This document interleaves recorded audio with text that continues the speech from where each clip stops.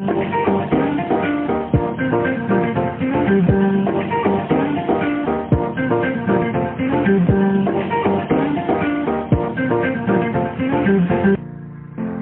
entreprendre. Osez entreprendre. Osez entreprendre. Osez entreprendre, votre émission dédiée à l'entrepreneuriat. Vous êtes entrepreneur, futur entrepreneur, quel que soit votre secteur d'activité, Osez entreprendre donne la parole aux porteurs de projets pour qu'ils franchissent le pas, mais également aux chefs d'entreprise pour qu'ils fassent bénéficier de leur expérience. Car l'accompagnement, c'est la garantie de réussite des pépites de demain. Et si Mimi vous accompagne sur le long de l'entrepreneuriat, tous les samedis à partir de 11h GMT sur la fréquence 95.5 Nana FM, la plus belle dame de Lomé. La plus belle dame de Lomé. Bonjour à tous et ravi de vous retrouver ce matin dans votre émission Osez entreprendre, le rendez-vous des entrepreneurs. Ils ont tous un point commun, c'est le grand saut. Après qu'ils se sont lancés dans la création de leur propre entreprise, ces entrepreneurs partagent avec nous chaque semaine leur parcours, leurs expériences et leurs réussites à travers l'émission Osez entreprendre.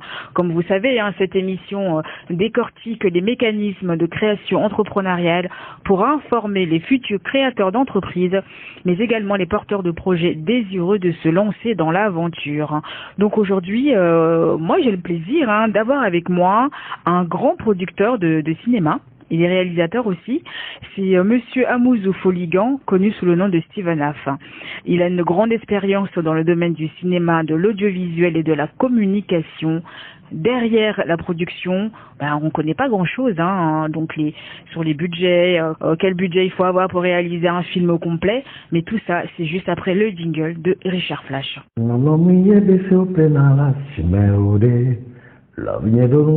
C'est vraiment naturel. Kodo. Osez entreprendre. Salut, c'est Richard Flash. Osez entreprendre, vous aussi. Et soyez toujours à l'écoute avec Essie tous les samedis à 11h sur Nana FM. Osez entreprendre. Bonjour Monsieur Steven Aff et ravi de vous avoir ce matin avec nous dans l'émission Osez entreprendre. Bonjour bonjour aux auditeurs de Nana FM. Le plaisir est pour moi de partager avec vous cette expérience entrepreneuriale que j'ai eue depuis quelques années déjà. Nous on est vraiment ravis, de vous avoir ce matin. Donc vous êtes cinéaste, réalisateur et producteur. Donc nous aimerions en savoir un peu plus sur votre parcours et comment vous avez atterri dans l'univers du cinéma. Mon parcours, j'ai tendance à dire que je me prête une expression anglophone pour le dire. I was born to do it. Je suis né pour le faire. Ouais. Et pourquoi je dis ça? Parce que c'est en toute humilité, mais tu te rends compte que tu es né pour le faire. Parce que quand tu te rends compte après des études, j'ai eu mon bac, je démarre à l'université, mais très passionné de cinéma. J'ai eu la chance encore de vivre les dernières heures des salles de cinéma au Togo. Oui. Et donc, j'étais passionné du cinéma et passionné de la télévision. Et donc, ça me motivait à faire du cinéma. Donc, j'ai écrit une histoire quand elle est à l'université. Oui. Une histoire qui raconte notre vie à l'université. Et comme ça, c'est devenu la première série. D'étape en étape, je suis devenu cinéaste. Et vous avez fait des études pour ou c'était juste comme ça? Non, j'ai pas fait d'études. Vous avez atterri dedans comme ça? Oui, je suis autodidacte. Oui. J'ai pas fait d'études. Non, j'ai pas fait d'études en fait. J'ai pas de diplôme. J'ai même pas de diplôme dans la vie en fait. J'ai que le bac en fait. Tout est possible, Oui, donc il n'y a pas que les diplômes qui font une vie, comme on dit. Bien sûr, moi, en fait, je suis intellectuel, mais j'ai pas de diplôme universitaire. C'est ça, en fait, la vie, vous savez, on apprend beaucoup de choses et durant les 20 ans qui ont suivi et aujourd'hui qui ont suivi mon bac, j'ai appris énormément de choses, de la compétence que je peux valider en master 2 et il me restera juste à faire un doctorat. Oui, parce qu'il y a des expériences qu'on peut transformer en diplôme. Donc oui, avec le nombre d'années d'expérience que vous avez, forcément, ça dépasse. Oui, bien sûr que j'ai quand même de la compétence, de la connaissance, en toute humilité, comme je le répète. Et donc, mais néanmoins, je suis autodidacte et c'est important de le préciser en fait. D'accord. Est-ce que c'est difficile de faire du cinéma en Afrique? Oui et non, parce que ça dépend de votre angle de positionnement, de comment vous voyez le cinéma. Si on veut faire du cinéma en Afrique et vouloir le comparer à Hollywood, ça va être pénible, ça va être même périlleux. Mais si vous faites du cinéma en Afrique pour les Africains, avec les moyens et avec votre modèle, comme font les Nigériens aujourd'hui, et je pense que les difficultés résideront que dans les détails. Mais sinon, en réalité, c'est pas tout à fait difficile. C'est comme quelqu'un dit, c'est difficile de faire de l'agriculture en Afrique. Alors pourtant, on a tout ce qu'il faut pour le faire, surtout qu'on a la terre. C'est ça. Mais comment est considéré le cinéma africain Bon, vous savez, j'ai pas de matière à parler du cinéma africain, mais je peux vous dire que si on parle déjà du Togo ou de la sous-région, ou si on veut le dire, les meilleurs films que les Africains vont pouvoir consommer seront des films africains et sont des films africains. C'est-à-dire que l'Africain aime le cinéma africain, sauf qu'il est exigeant à une qualité. Et donc, c'est pour ça que l'exigence qualité fait que on considère que d'un pays à un autre, les réalités sont différentes. Le cinéma nigérien a de l'avance, les Maghreb et l'Afrique du Sud ont de l'avance. Le Ghana aussi. Mais quand je dis le Nigeria, le Maghreb et l'Afrique du Sud, c'est vraiment qu'ils sont vraiment à un autre niveau. Et donc, c'est disproportionné d'une région à une autre. Et donc, du coup, d'un pays à un autre. Donc, on ne peut pas le globaliser. Et aussi, il y a le regard que l'Occident porte sur le cinéma africain. Et donc, il faut faire attention quand on veut parler du cinéma africain. Donc, il faut parler déjà des réalités d'un pays à un autre. Et je pense que c'est quand même quelque chose qui promet, en fait. Mais derrière le cinéma fait rêver, hein, mais derrière ce rêve, il y a question d'argent. Comment arrivez-vous à trouver du financement pour votre production Oui, voilà les vraies questions qui nous amènent à l'entrepreneuriat, qui nous amènent dans la façon de voir les choses et de pouvoir entreprendre les choses. Vous savez, pour faire une production aujourd'hui, il faut beaucoup d'argent, il faut pas moins de 100 millions pour faire une production de qualité. Maintenant, mais quand on voit le Nigeria qui est arrivé, on doit se poser des questions et de pouvoir apprendre de cette méthode-là, de ce modèle-là. Et donc, pour pouvoir faire une production, il faut des moyens, mais il faut adapter les moyens à son marché et à qu'est-ce que ça va rapporter après un film. S'il faut faire un film, peut-être pour un film de qualité aujourd'hui basique au Togo, il faut 100 millions. Il faut pouvoir faire des films avec 5 millions et qui ne rapporteront que 7 ou 8 millions. Ça veut dire que son marché sera restreint. Et donc, c'est à chacun de définir le modèle et le marché dans lequel il va exploiter son film. Et on ne peut pas généraliser. Le problème se situe que dans la généralisation des choses. Oui. Après, c'est au cas par cas. Oui, c'est au cas par cas. Et surtout dans le business, il faut jamais généraliser les choses parce que c'est au cas par cas. Mais par exemple, un de vos films, est-ce que ça vous a apporté, vous avez sorti l'argent mais est-ce que ça vous a rapporté quelque chose? Et vous savez, moi, en fait, ça fait plus d'une dizaine d'années que je fais ce truc et il y a eu des étapes. Il y a eu pour moi l'étape de l'apprentissage. Oui. Il y a eu l'étape maintenant de l'application. Maintenant, je suis à l'étape du business. Oui. Et donc, du coup, je ne peux pas globaliser. Maintenant, par contre, ce que je sais, c'est qu'il y a eu des étapes où j'ai fait des films pour apprendre. Oui. Et donc, je ne peux pas espérer gagner de l'argent. Il y a eu des étapes où j'ai fait des films pour m'imposer. Pour m'imposer, où, en réalité, j'ai gagné de l'argent que dans les retombées dérivées. C'est-à-dire, j'ai fait des films qui ne m'ont pas apporté de l'argent, mais où j'ai eu des retombées dérivées parce que il a fallu des investissements pour prouver son talent, son potentiel et pour pouvoir montrer cette compétence et qui maintenant va te valoir d'autres demandes de services où tu gagnes de l'argent. Maintenant, c'est maintenant que nous affrontons l'étape cruciale de investissement et retour sur investissement. Et les budgets, comment vous les trouvez Oui, donc comment on les trouve? Comme je l'ai dit, il faut pouvoir se positionner dans l'étape d'aujourd'hui, comment on doit pouvoir les trouver. Et déjà, quand tu as un projet de film, déjà, il faut savoir quel sera, tu as déjà un budget. Maintenant, il faut définir l'exploitation, comment ce film sera exploité et comment tu peux récupérer cet argent pour pouvoir savoir comment tu peux investir. Et quand avec vos fonds propres, hein? Oui, quand j'ai un projet, j'apporte déjà sur le budget de production, il y a une part qui est réservée au matériel technique que tu as déjà. Donc, c'est-à-dire tu couvres une partie du budget en ressources, en apport en industrie. Oui. Tu vois, on couvre une partie du budget en apport en industrie. Maintenant, une autre partie, on doit pouvoir les couvrir en placement publicitaire. C'est-à-dire, on vend des placements publicitaires ou des marques qui vont se poser dans le film et tout. Mais pour le moment, nous, on n'a pas encore tout. Quand on fait un film, on ne couvre jamais, on ne mobilise jamais tout le budget. Et il y a un film que je fais qui est à 100 millions, mais dont je n'ai pas mobilisé 50 millions. Je ne sais pas si vous comprenez. Oui. Mais il y a un fonds, il y a l'investissement. La grande partie, c'est l'investissement en fonds propres. Oui. Tu apportes ton argent toi-même. Mais là, tu vas dans les guichets. Les guichets, c'est quoi? Les guichets, c'est le fonds, au Togo, il y a le fonds d'aide à la culture, qui est un petit guichet, mais il y a les financements de la francophonie. Et moi, par exemple, sur ce projet, j'ai reçu un apport du Profamed, qui est un programme de l'ambassade de France. C'est un apport. Il y aura d'autres apports. Il y a d'autres guichets vers lesquels je vais, mais je n'attends pas de boucler le budget avant de rentrer en production. Oui. Je rentre en production et je vais étape par étape. C'est vraiment, c'est aléatoire, mais ça fait partie comment on appelle, de la membrane de l'entrepreneur. Ça fait partie de l'art d'entreprendre, en fait, et ça fait partie des réalités desquelles on ne peut pas se soustraire pour réussir un projet, pour finaliser un projet. Et justement, comment vous vous organisez dans la gestion de votre entreprise? Oui, en fait, il faut dire que moi, mon entreprise, elle est dans la production, mais elle est aussi dans la prestation de services. Ça veut dire que les mêmes ressources qu'on utilise pour pouvoir, en termes de ressources, gestion de ressources humaines, on a une ressource qui est interne, qui est salariale, et qui travaillent pour les prestations de services, qui sont en réalité qui font rentrer de l'argent dans la boîte.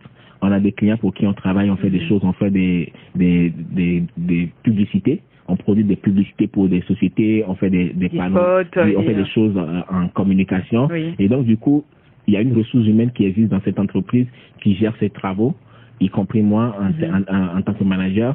C'est les mêmes ressources qui vont sur la production de nos films. Oui. Et ça, c'est en termes de ressources humaines et comme ça. Maintenant, après, il y a pour un projet de film, on fait venir des tiers, des intermittents qui viennent travailler et qui sont payés sur le projet. Et il y a c'est comme ça on gère un peu. Maintenant, après, il faut dire que c'est pas si simple, c'est pas si facile, mais on arrive quand même à s'en sortir. Sinon, l'entreprise aurait fermé ses portes. Oui, c'est ça depuis longtemps. Et bien justement, combien coûte un acteur Bon, au niveau des acteurs, c'est des problèmes qui se posent souvent parce que l'acteur voudrait tant, le réalisateur, le producteur voudrait payer tant, et c'est pas facile. Il y a pas une législation, en vigueur, il n'y a pas un code. Minimum, il n'y a pas une note. En fait, c'est d'un projet à un autre. C'est d'un projet à un autre. Alors, quand on peut payer un acteur principal sur son projet à 500 000, comme 3 millions, comme 5 millions. Sur un projet, un acteur principal peut prendre 500 000.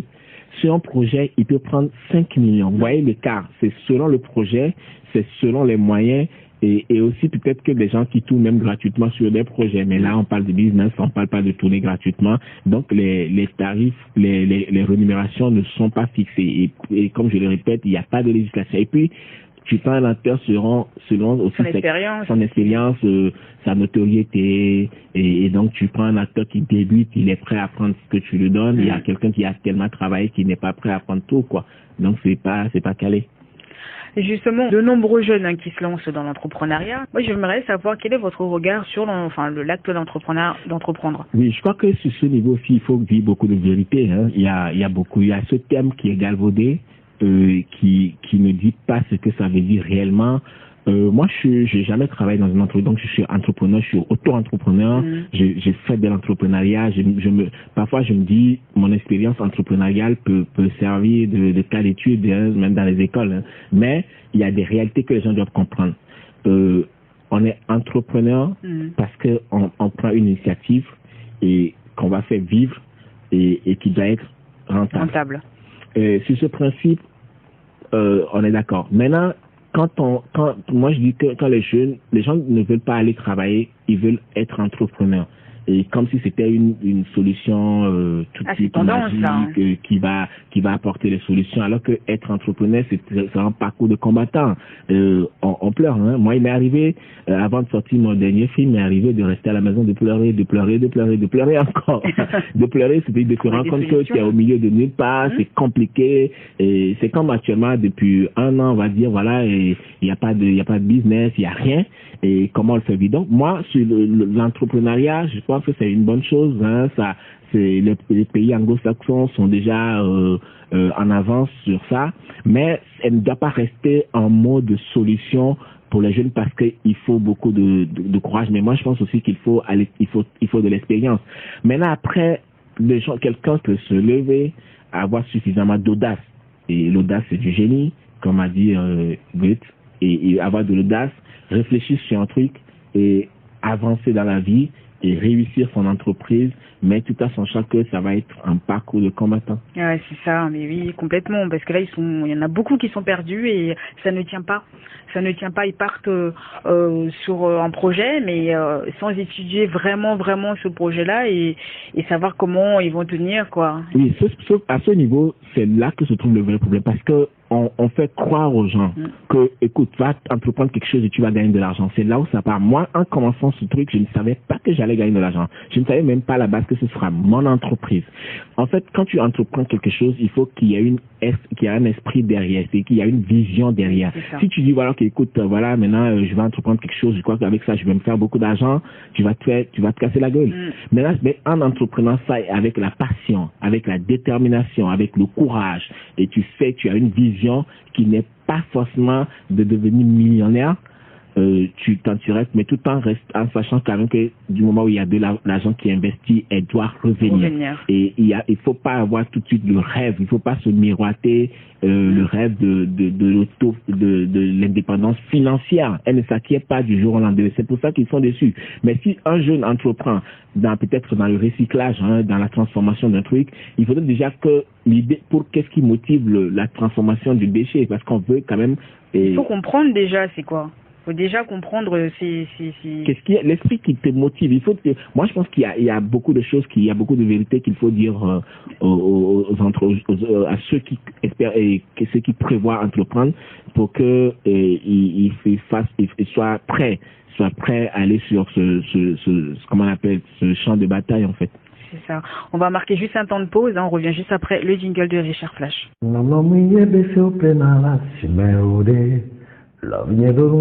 C'est vraiment naturel. Kodo. Osez entreprendre. Salut, c'est Richard Flash. Osez entreprendre, vous aussi.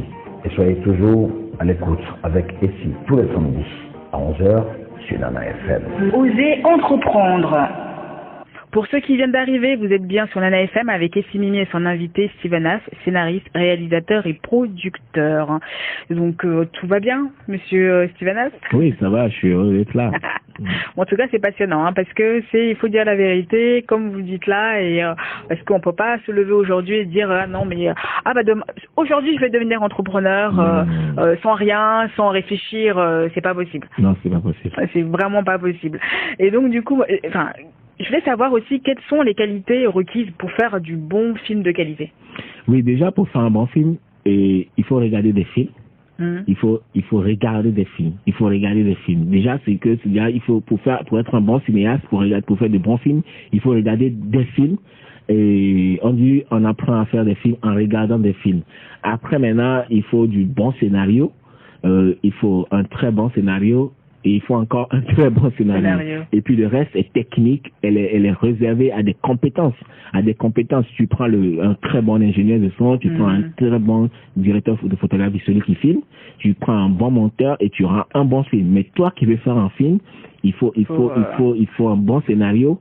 Et après, maintenant, il faut une bonne organisation. C'est comme une orchestration musicale. Et quand on va à un concours de chorales, et quelle est la chorale qui gagne d'abord, c'est quelle est la chanson qui a été écrite, les musiques, les notes, voilà un peu, c'est une orchestration. Donc il faut déjà un bon film. Un très bon film ne tient pas, ce n'est pas encore beaucoup d'argent. C'est d'abord une bonne idée, une bonne organisation et un bon contenu. Et à la fin, il faut un travail professionnel. On a fait des films que le public a aimé ici où on n'avait pas beaucoup d'argent. Ah oui, mais ça, après, ça peut être un petit truc, mais qui plaît, hein. Ça, après, comme vous dites, tout dépend du public. Et je voulais savoir quels sont les défis auxquels vous faites face au quotidien en tant que producteur. Bon, en fait, le défi majeur, c'est déjà la mobilisation des moyens pour produire. Et il nous faut des moyens pour produire. Mais comme moi, je construis mon modèle sur le modèle Nollywood, le modèle nigérien, je crois que je ne me plains pas beaucoup. Et je me plains plutôt du manque de législation, du manque d'organisation. Je crois que au niveau je crois qu'il faut que les politiques sectorielles du cinéma soit définies. Il faudrait que le code du cinéma qui est dans les couloirs du Parlement soit voté. Et il faudrait maintenant que nous, il y a une partie qui est réservée à nous. Il faudrait que nous, maintenant, on convainc les investisseurs à investir dans le domaine. Et donc, le défi, c'est la professionnalisation du secteur. Hein. Mais pour pouvoir avancer, c'est le manque de moyens qui fait que ça traîne toujours. Ça traîne toujours. Et quelle est la place du cinéma togolais dans les sphères du 7e art, hein? Le cinéma togolais, il est embryonnaire. Le cinéma togolais est naissant. Hein. Le cinéma togolais est naissant et il y a encore du chemin à faire. Mais par contre, il faut dire que le cinéma togolais a de l'avenir. Il a un grand avenir devant quand on voit nous déjà, mais les plus jeunes que nous qui se mobilisent avec les courts-métrages, quand les films togolais vont dans les festivals, ils gagnent des prix. Et puis quand on voit les productions qui sont maintenant diffusées, on a vu Oasis sur Canal+, il y a mon propre film, mais il y a le festival Émergence, il y a plein de choses qui se font, qui font que dans les 5 prochaines années, le cinéma togolais prendra forme et qu'on parlera réellement d'un cinéma togolais. Ah, amen. Amen, comme on dit. Et comment vous les sélectionnez? Sur quels critères vous sélectionnez vos acteurs? Bon, moi, déjà, comme je dis, pour faire un film, il faut de bons acteurs, il faut une bonne direction artistique. Et donc, je fais des castings. Je fais des castings. Je choisis déjà des acteurs aussi qui sont déjà connus, qui sont déjà dans le domaine. Maintenant, pour des aspects aussi marketing, des choses aussi, on fait venir des guest stars. Des guest stars sur des films, comme sur mon prochain film, par exemple, vous savez, il y a Bruno Messan de Nana FM qui est dans le film. C'est vrai? Il y a King Messan, il y a Boyeri, il y a Togolais, il y a plein de personnes. Et donc, c'est un casting que je fais qui tient d'abord sur l'aspect. D'abord, c'est le choix des acteurs est lié au talent, mais il y a aussi le choix, l'aspect marketing du choix des acteurs, parce qu'il faut des têtes d'affiche pour vendre un film. Ah oui, mais ça va être du lourd, ça. Oui. Voilà, là. Et vous avez des projets à venir, hein, M. Steven? Oui, en fait, je suis sur le coup de grâce, mon prochain film qui va sortir, qui va attendre que les mesures barrières soient enlevées carrément, parce que on a en prévision de faire 3 dates guichet fermé au Palais des Congrès, vendredi, samedi, dimanche. Donc, il fallait que, vous voyez que 3000 personnes fois 3000 et fois 3, il faut vraiment que les mesures soient levées. Mais à l'avenir, c'est de pouvoir produire des films et avoir des salles. Moi, mon rêve surtout, c'est d'avoir ne serait-ce que 5 salles à Lomé. Déjà à Lomé, simplement d'avoir 5 salles dans les grands quartiers de Lomé et de pouvoir mobiliser le public chaque jour et chaque week-end à aller regarder des films togolais. Ah, moi, j'ai hâte. J'ai hâte. Et auriez-vous un message à l'endroit de ceux ou celles qui souhaitent aussi devenir entrepreneurs? Moi, je pense que j'encourage déjà les jeunes à prendre des initiatives. C'est là qu'on commence. Moi, je pense que pour être entrepreneur, déjà, c'est déjà d'oser prendre des initiatives. Et c'est d'avoir suffisamment de courage pour commencer quelque chose. Et surtout, n'allez pas puiser dans ce que les gens font déjà. Parce qu'il y a trop de choses à faire qui ne sont pas encore faites. Moi, je dis souvent que si c'est à refaire, je n'ai pas peur. Parce que même si je ne dois pas faire le cinéma, je peux faire autre chose. Et il faut aussi que les gens, et les jeunes aussi, pour être entrepreneurs, il faut avoir l'âme il faut avoir de l'expérience plutôt dans la vie réelle. Tu vois, ta maman, par exemple, elle est ménagère, elle vend les beignets, tu as fait jusqu'à l'université, mais tu n'as jamais passé une journée à vendre ces beignets-là. Et tu veux entreprendre à 30 ans sans avoir passé une seule journée avant les beignets de ta maman, tu vas te faire la tête. Il faut de l'expérience basique. Oui, il faut de l'expérience basique. Ta maman vend les charbons, tu n'as jamais passé une journée à vendre ces charbons, tu veux entreprendre, c'est pas évident. Il nous faut nous investir moralement, émotionnellement, socialement dans la vie de tous les jours avant d'oser dire que je veux être entrepreneur. Ah bah écoutez, l'émission c'est terminé là. Il nous faut tellement de temps, 1 heure, 2 heures, mais pour pouvoir aussi parler de énormément de choses. On a tellement de choses à se dire. Bah écoutez, je vous remercie infiniment de nous avoir accordé du temps sur Nana FM. Puis un bon courage à vous. Et puis j'espère que là très vite, on aura l'occasion de découvrir le prochain film. Oui, ça arrive en grand pompe. Un grand merci à vous. Osez entreprendre, c'est fini pour aujourd'hui. Écoutez, si vous aussi vous souhaitez vous exprimer dans l'émission, appelez-nous au 79 84 27 52 ou sinon envoyez-nous juste un email à oseentreprendre228@gmail.com.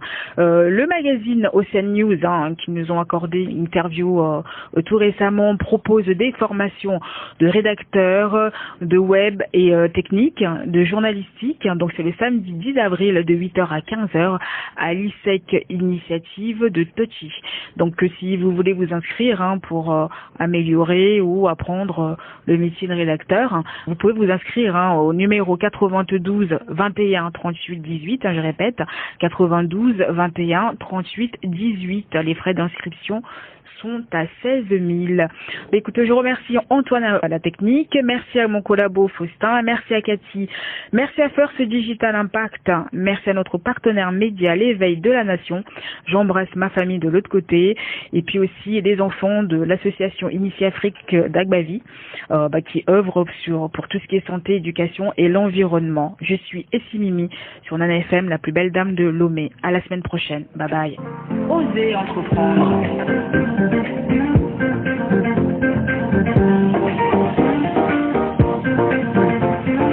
Osez entreprendre.